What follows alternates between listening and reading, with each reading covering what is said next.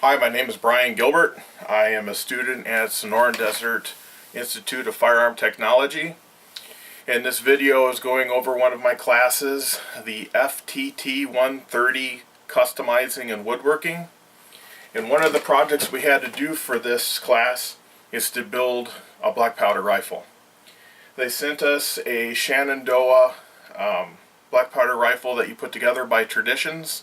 Traditions is a great company. I've had a black powder pistol that I got as a gift, and quality work. There's work to do on them, and that's the whole reason why they gave us this as a project. So when you get this, you'll get a box with the Traditions rifle in it, or what the rifle, and then they're going to send you some scraping tools. 3 scraping tools.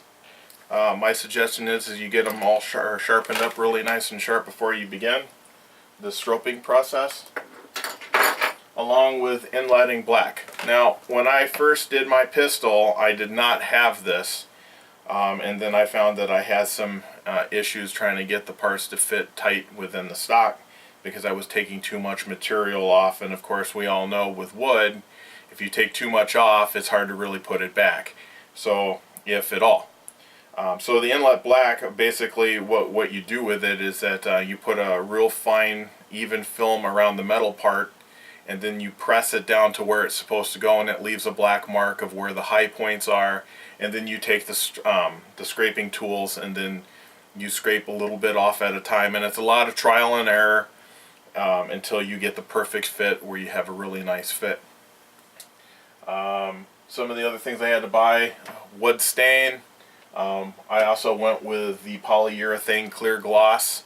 For some reason I like my stocks nice and shiny. For the penetrating stain, I went with this Sonora Red, the 222. I think it came out great. We'll see that here in a second.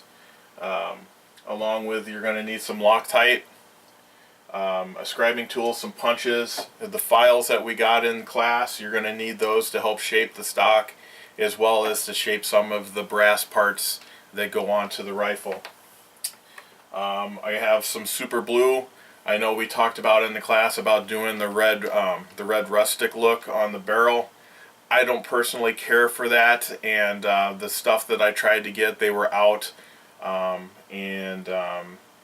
I don't know if it was an issue with it being back ordered or what, but I went with the super blue.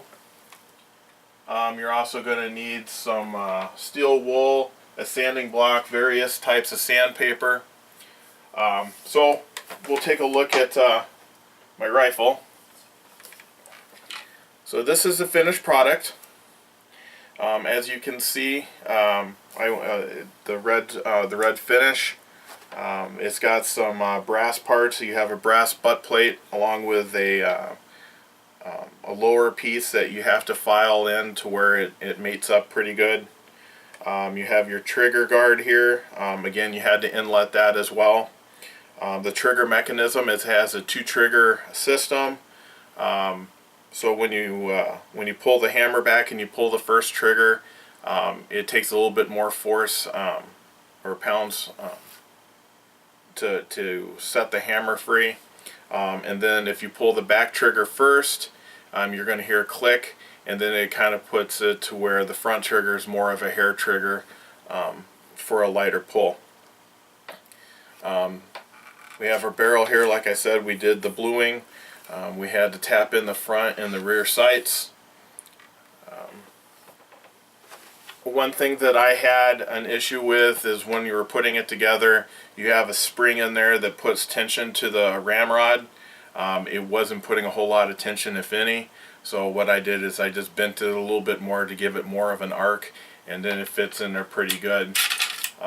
So you have a nice fit so you don't lose your ramrod as you're walking through the woods, or if you're shooting, or whatever you would like to do. It's got a brass nose cone. It has a brass piece that fits here that goes into the stock for the ramrod to slide into. One thing that it didn't I didn't see in the instructions, but I went ahead and did, were the screws that secure the barrel down to the trigger mechanism, and the 2 screws that hold the lock in place. I went ahead and put some Loctite on there. You don't want those coming loose and coming free. Yeah, so I believe that I did a fairly good job on this for being my first rifle that I've ever done. For the testing of the lock, get a little closer here. The percussion, this is a percussion cap. So it's got 3 stages. One in the resting position up against the nipple, which is located right here, and that's what holds your cap. If you pull it back once and you hear the first click, it's back. And this is the safe position, because when you have that cap on there and you have everything loaded, you don't want it to go off, of course. So in the first click or the half cock position, you can do all you want, but it's not going to go. Even if you pull your rear trigger, you're going to hear the click, and then you'll have the click of the main trigger, but it's not in the full back mode to where it's going to fire. Now, this is why you would be carrying it through the woods if you're hunting with it, which in my case I probably will be taking this out at some point hunting. And this is the way you're going to carry it, because it's in, like I said, the safe mode. Now, to get ready to fire, you're going to bring it all the way back. It's going to go all the way back to where it's in the firing position. Now, when we talked about the front trigger, you can see I got a lot of play right here, but it still goes. It'll still fire. Now, if we bring it back all the way back in the firing position again, and then we're going to pull the back trigger until it clicks. Now you're going to see it's pretty much a hair trigger. There was absolutely no play, and it goes off right when you squeeze that trigger, which makes it, you know, good for those precision shots that you're going to be doing. I'm very happy with the way this came out. One thing that I neglected to talk about here is that some black powder rifles, they'll have a brass or a metal pin that goes in here. So wide, it's like a tang that fits into a space that's cut into the barrel that holds the barrel in. This one's a little different. It's got pieces that fit down pinions that you have to drive in, kind of like the way that you do the top pieces or the sights. And then you have to measure, once you have everything down, you have to measure from the top of the barrel till the middle of the tinion, and then you're going to drill a hole through the stock while your barrel is in there, and you're going to go through that tinion and through the other side. So because there's a pin that you're going to drive through that's going to hold the barrel to the gun stock itself. I found that was a little bit of a chore when I first started to put the pins in.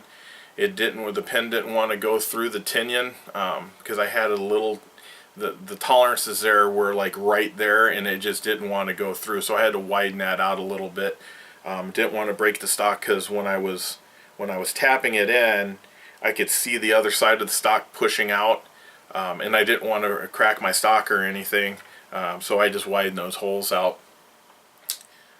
For the most part, I think that this is a very good kit to start out with. You know, and then of course you're going to find things that you could do better the next time. For one of the things that I would probably do a little better next time is I don't have a true fit for the butt plate to the stock. I kept on having just a little bit of space in there, and for the life of me I couldn't get rid of it. But I mean, I got it to where it's really close. I probably could go back and smooth that out some more, and then get that fit even better. One thing that I didn't know that you had to do when I first got this rifle, until I read about it, is that these brass pieces, you want to get rid of. Well, like I said, we have to inlet them. So you want to make sure that all the extra molding the stuff left over from the molding process is gone. You want to smooth that out, and then you know, take your steel wool or maybe a rubbing compound and smooth everything and brighten everything up. I can't wait to shoot this. Hopefully I'm going to get out pretty soon to shoot it. It is hunting season. I don't know how much people are going to like it if I go out and just start shooting. It is muzzleloader season right now, so I am very tempted to go out and sight this in and take it out. One thing that that you won't find really on the more up